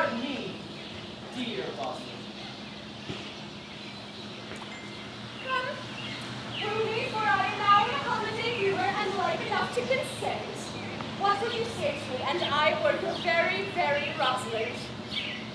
I would kiss before I spoke. Nay, you were better to speak first. And once you had been brought for lack of matter, you might take occasion to kiss. Very good orators when they are out, they will spit. And for lovers lacking God warrant us matter, the cleanliest shape is to kiss. But how if this kiss be denied? Well then, she puts you to a treaty, and there begins your matter.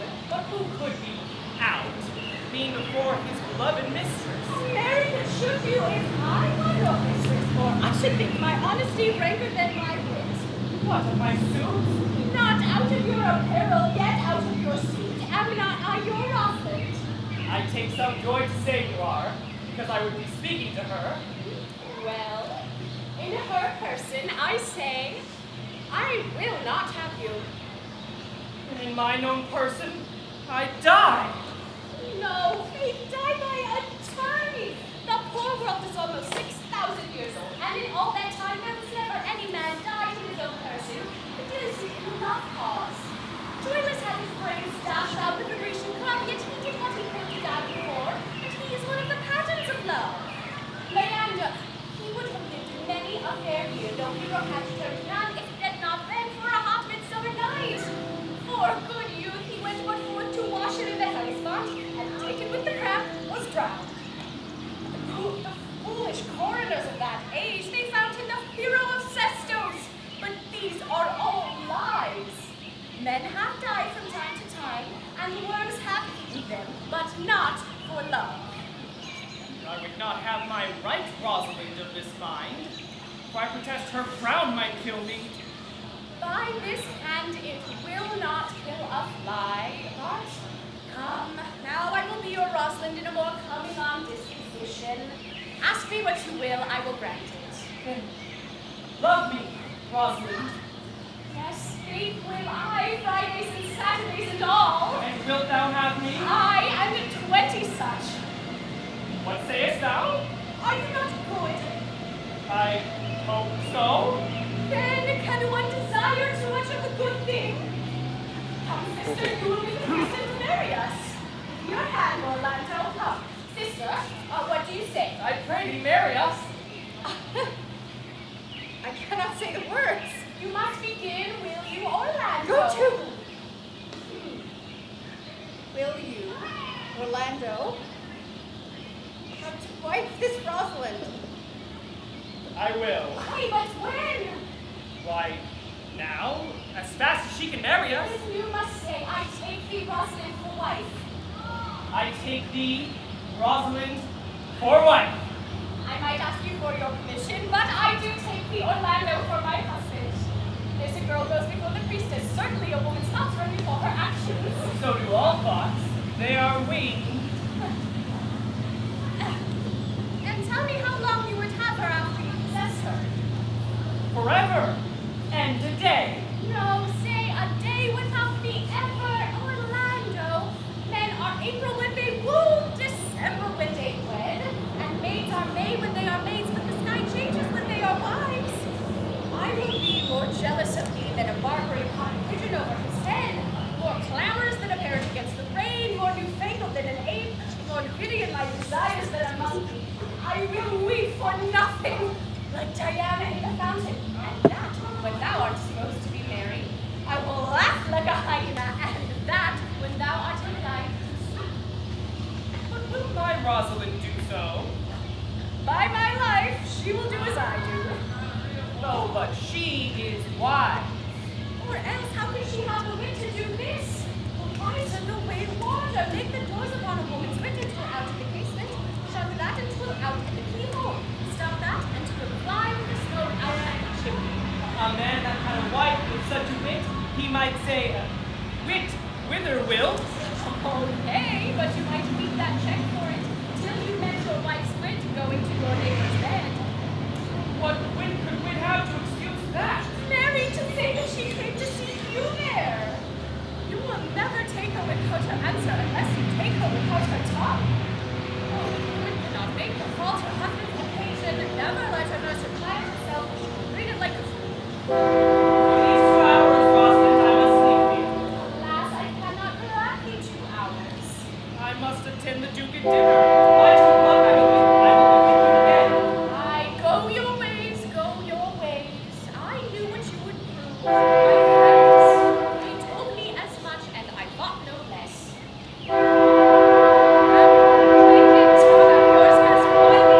Tis but one cast away, and so come death. 2 o'clock is your hour. Aye, sweet Rosalind. Time is the justice that examines all such offenders, and let time try. Adieu. Adieu.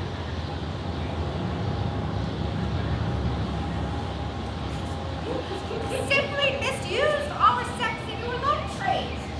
We must have your doublet and hose plucked over your head and show the world what the bird hath done to her own nest. Cousin, love my pretty little cuz. Thou could know how many fathom deep I am in love. But it cannot be sounded. My affection hath an unknown bottom like the Bay of Portugal. Or rather bottomless, that as soon as you pour affection in, it runs out. You know that, let that bastard of Venus, that same bastard who was conceived of thought and born of madness, that blind rascally boy that amuses everyone's eyes because his own are out, let him be the judge of how deep I am in love. I'll tell the alien I cannot stand to be out of the sight of Orlando. I'll go find a shadow inside till he come. I warrant you with pure love and troubled brain. He hath taken his bow and arrows and has gone forth to sleep. Look who comes here. My errand is to you, fair youth. My gentle Phoebe bid me give you this.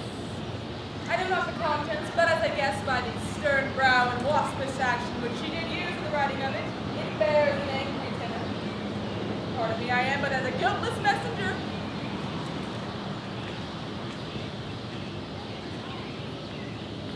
Patience herself would startle at this letter and play the swaggerer. Bear this, bear all. She says that I lack manners, that I am proud. Oh, she calls me fair, not fair, and says that she could not love me were man as fair as Phoenix. What's my will? Why might she so to me? Her love is not the hair that cleft your heart. Well, shepherd, this is a letter of your own device. No, I protest. Phoebe did write it. You are a madman and turned into the extremity of love. I saw her hand. She has a leathern hand, a freestone-colored hand. I verily did think that she had on her old gloves, but 'twas her hands. But that's not the matter. I say she never did invent this letter. This is a man's invention and his hand. Sure, it is hers. It's such a boisterous and a cruel style. A style for challengers. She defies me like Turk to Christian. Woman's gentle brain could not draw forth such giant, rude invention. Such ethereal words blacker in their effect than in their countenance. Will you hear it? For your sake, for I have not heard it yet heard too much of Phoebe's cruelty. She leaves me. Mark how the tyrant writes. Whilst you chide me, I did love. How then might your prayers move? He that brings this love to me, little knows this love in me. Copy this chiding. Alas, poor shepherd. You pity him. No, he deserves no pity. Wilt thou love such a woman to make me an instrument and to play false strains upon thee? Not to be endured. Go your way to her, for I see that love had made me a taste. Say this to her, that if she love me, I charge her to love me, and if she will not, I will never have her unless thou entreat for her. Be a true lover, hence. Not another word, for here comes full company. Good morrow, fair one.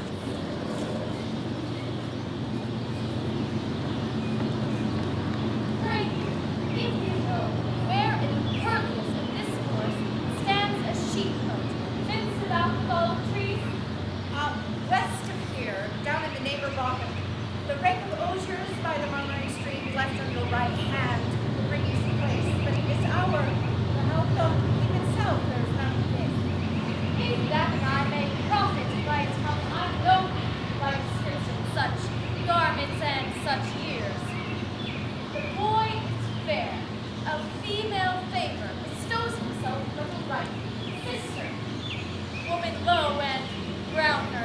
brother. Are you not the owner of the house that we inquired for? It is no boast being asked to say we are. Orlando doth commend him to you both, and to that youth he calls his Rosalind, he gives this bloody napkin. Are you he? So I am. What must we understand by this? Some of my shame, if you will know of me, what man I am, and where and why and how this napkin was stained. I pray you tell it.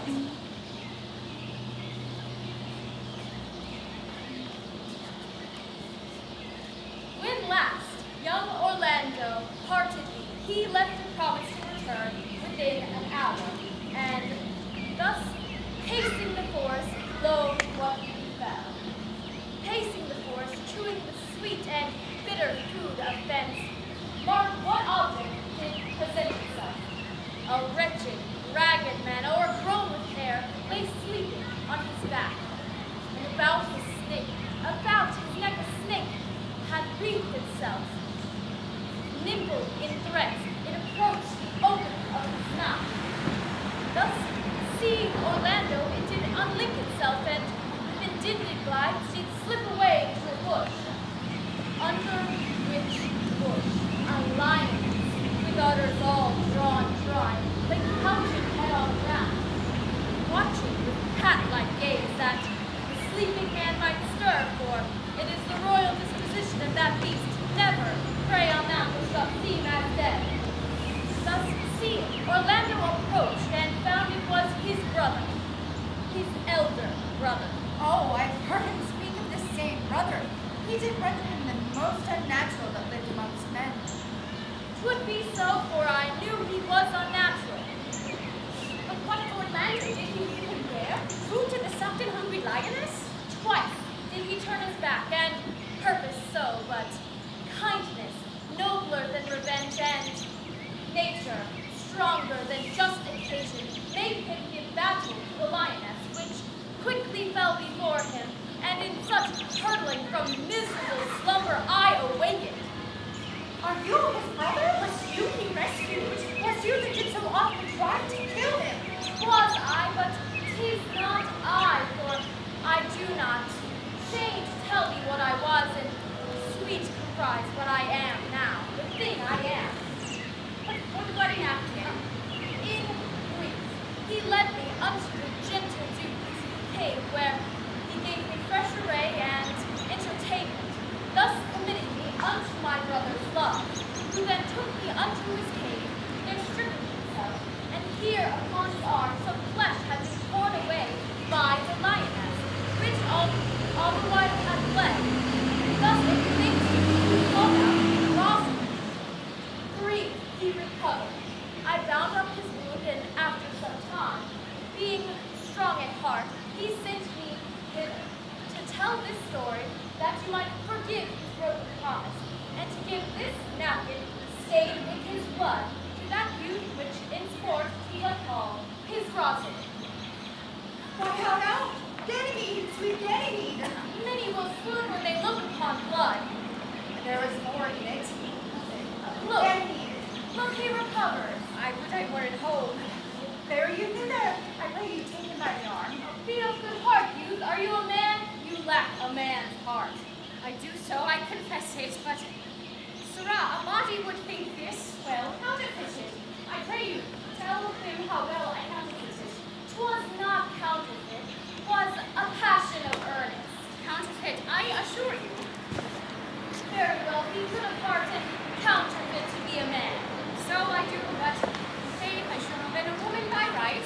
Come, you look paler and paler. Pray you draw homeward. Will you go with us, sir? I shall, for I must bear answer how you shall forgive my brother, Rosalind. I will devise something, but I pray you commend my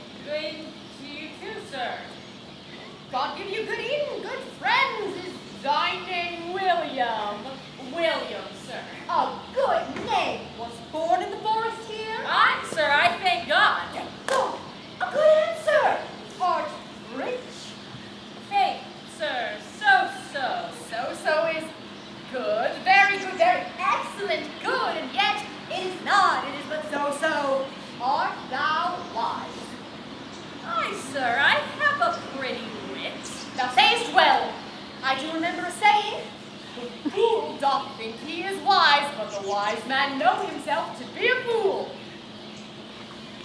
The heathen philosopher, when he had a desire to eat a grape, Would open his mouth when he put it into his lips, meaning thereby that grapes were made to eat and lips to open. you do love this man. I do, sir. Give me your hand. Art learned? No, sir. Then learn this of me. To have is to have, for it is a figure in rhetoric that drink being poured out of cup into glass, By filling the one doth empty the other. Now, all your writers do consent that ipse is he. Now you are not ipse, for I am he. Which he, sir?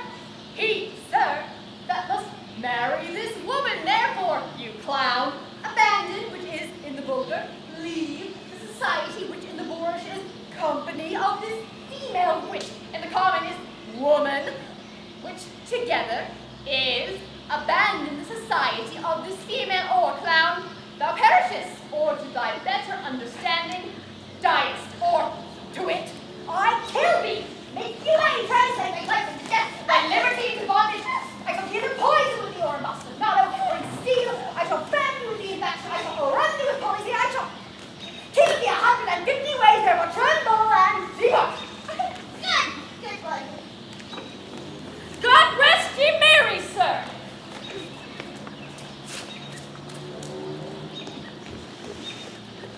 Is it possible that on so little acquaintance you should like her? That, but seeing, you should love her, and loving woo, and wooing she should grant? And will you persevere to enjoy her? Call not the giddiness of it in question, the poverty of her, my sudden wooing, nor her sudden consenting. Say with me, I love Aliena. Say with her, she loves me. Consent us both, and let us enjoy each other. It shall be to your good, for my father's house and all the estate that was old Sir Rowland, I shall estate to you, and here lived and die a shepherd. You have my consent. Let the wedding be tomorrow. Thither will I invite the Duke and all his contented followers. Go, you, prepare, Aliena! Oh, for look you, here comes my Rosalind. Save you, brother? And you, fair sister. Orlando, how it grieves me to see thee wear thy heartiest scarf. It is my arm. I thought thy heart had been wounded with the claws of a lion. Wounded it is, but with the eyes of a lady. Did your brother tell you how well I counterfeited when he showed me the handkerchief? Aye, and many more wonders than that. I know where you are, but nay, 'tis true. There was never anything so sudden as the fight of two rams or Caesar's personical brag of I came, saw, and overcame.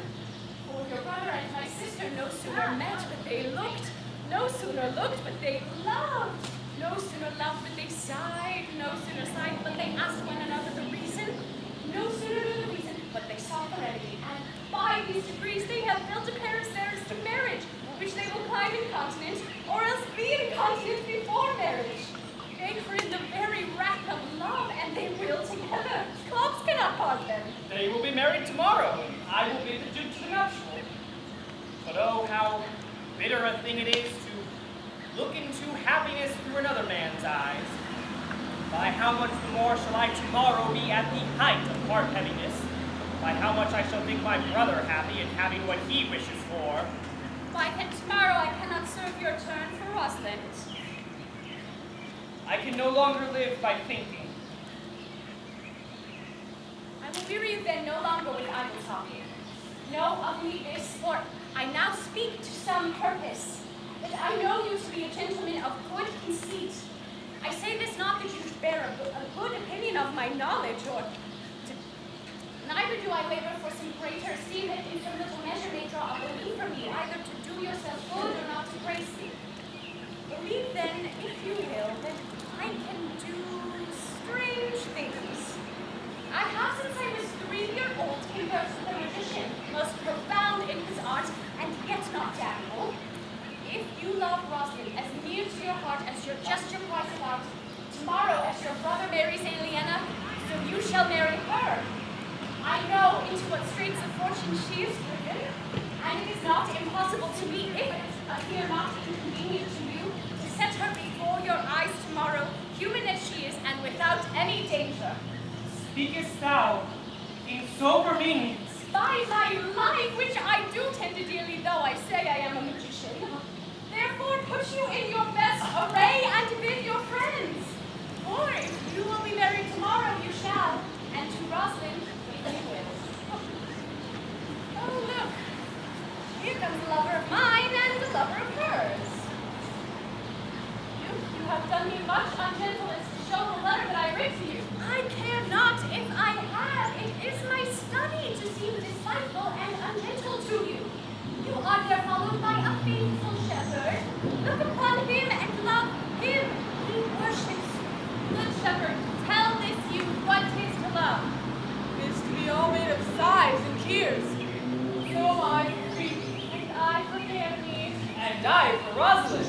And I for no woman. It is to be made of all service and faithfulness. And so I am for Phoebe. And I for Ganymede. And I for Rosalind. And I for no woman. It is to be all made of fantasy, all made of wishes, and all made of passion. All adoration, duty, and observance. All humbleness, all patience, and with patience. All purity, all trial, all observance. And so am I for Phoebe. And so am I for Ganymede. So am I for Rosalind. And so am I for no woman. If this be so, why blame you me to love you? If this be so, I blame you me to love you. If this be so, I blame you me to love you. You speak to. Why blame you me to love you? To she that is not here, and doth not hear. No more of this, I pray you. 'Tis like the howling of Irish wolves against the moon. I would love you if I could.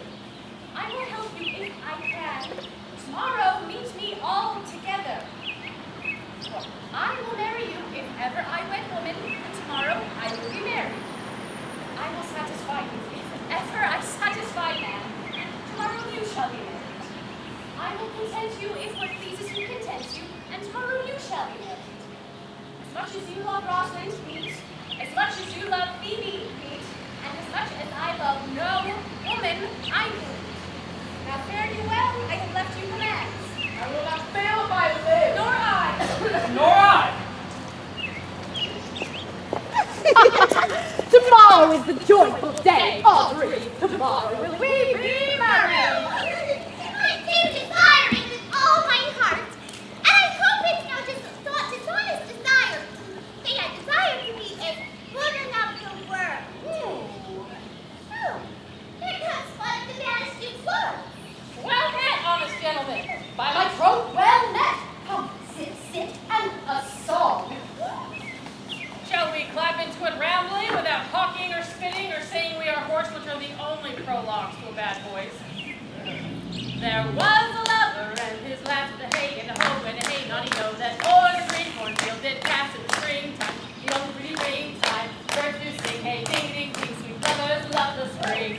And therefore take the present time with a hay and a hoe and a hay, naughty know, for love's crown is the front in springtime, the only pretty rain time, birds do sing, hey, ding, ding, ding, sweet lovers love the spring. Truly, young gentlemen, though there was not much matter in the ditty, though the note was very untunable. You are deceived, sir. I kept time. By my troth, yes, I counted the time lost to ears of the foolish song. God be with you, and God mend your voice. Come, Audrey. Dost thou believe, Orlando, that the boy can do all that he hath promised? I sometimes do, and sometimes do not. As those that fear they hope, and know they fear. You should withdraw while our compact is urged.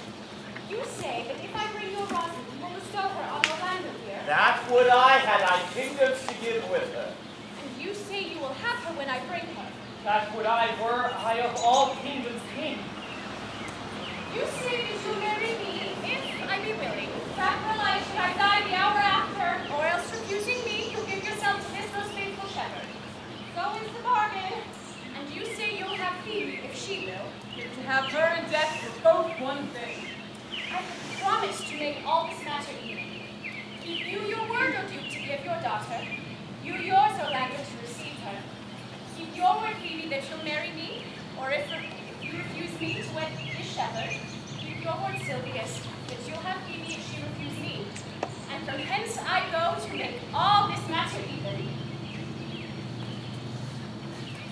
do remember in the shepherd voice some lively touches of my daughter's favor.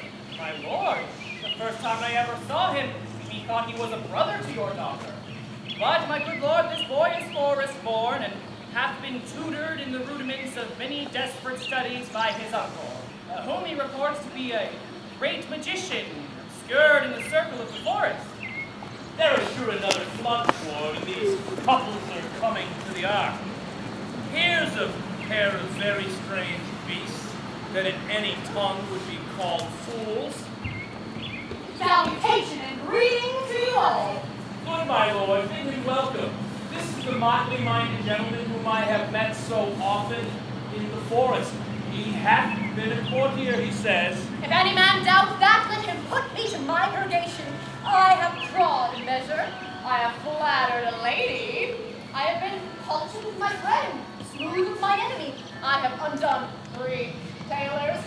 I have had 4 quarrels. I would like to have fought one. And how was that ta'en up? Faith, we met and found the quarrel was upon the 7th cause. How? The 7th cause. Good, my lord, like this fellow. Well, I like him very well. But for the 7th cause, how did you find the quarrel on the 7th cause? Upon a lie 7 times removed as your body or seeming awfully. As thus, I did dislike the cut of a certain courtier's beard.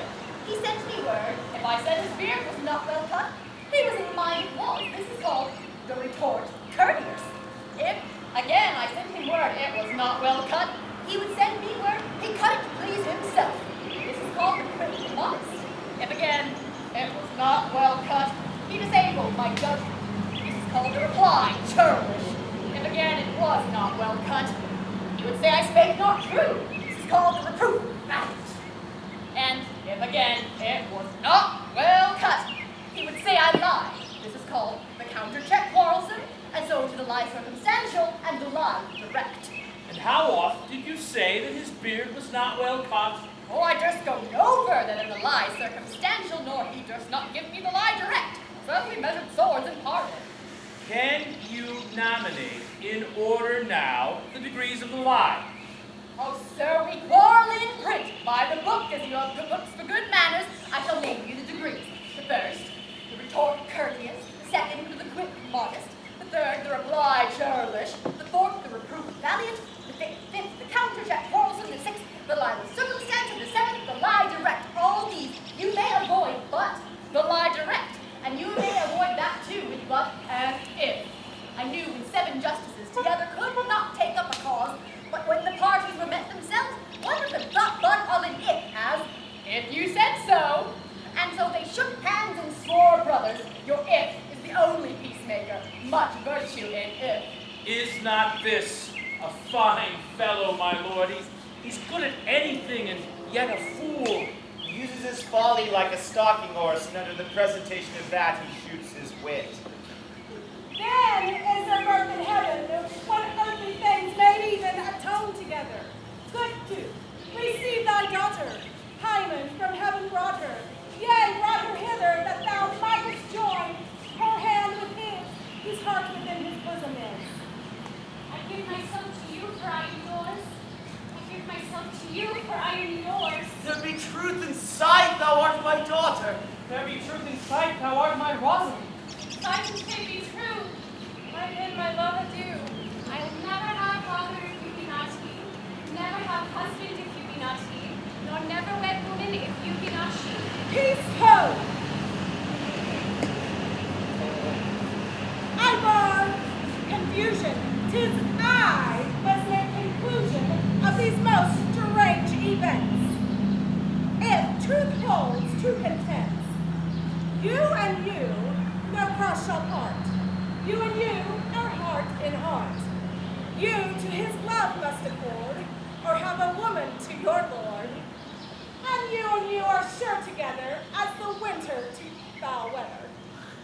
My dear niece, welcome thou art to me, even daughter welcome in no less degree. I will not eat my word, now thou art mine. Thy faith, my fancy, to thee doth combine. Let me have audience for a word or two. I am the second son of old Sir Rowland that bring these tidings to this fair assembly.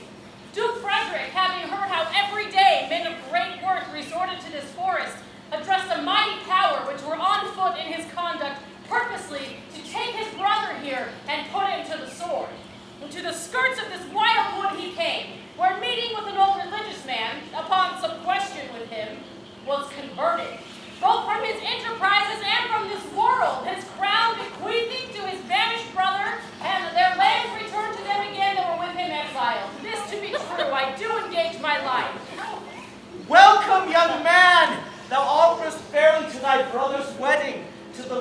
his lands withheld, and to the other, a land itself at large, a potent dukedom.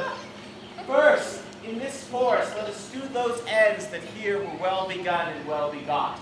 And after every of this happy number that have endured shrewd days and nights with us, shall share the good of our returned fortune, according to the measure of their states.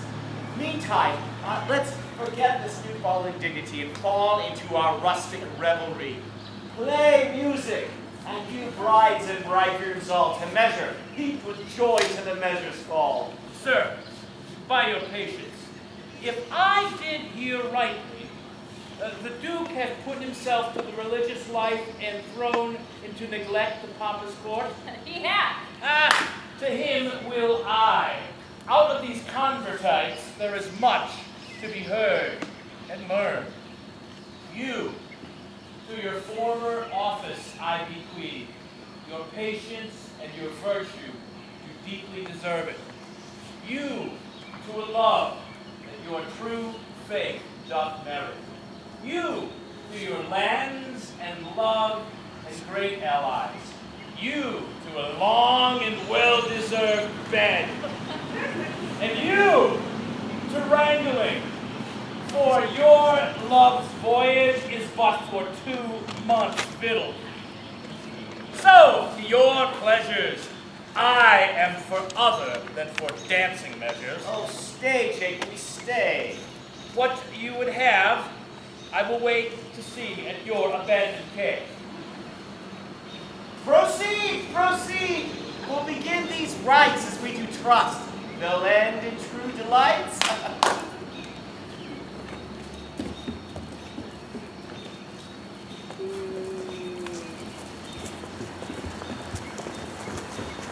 It is not the fashion to see the lady in Avalon. It is no more handsome than to see the Lord of Rome. If it be true that a good wine needs no bush, then 'tis true that a good play needs no epilogue. What a case am I in, then, that am neither a good epilogue nor can insinuate with you in the behalf of a good play. I am not furnished like a beggar, therefore to beg would not become me. My way is to country, and I will give you the ribbon. I charge you, O women, for the love that you bear to men, to like as much of this play as please you. And I charge you, O men, for the love that you bear to women, as I perceive by your simpering that none of you hates them. And between you and the women the play may please. If I were a woman, I would kiss as many of you as had beards that liked me, complexions that pleased me, and breath that I defied not. And as many of you as have good beards or good faces or sweet breaths will for my kind offer. When I make curtsy, bid me farewell.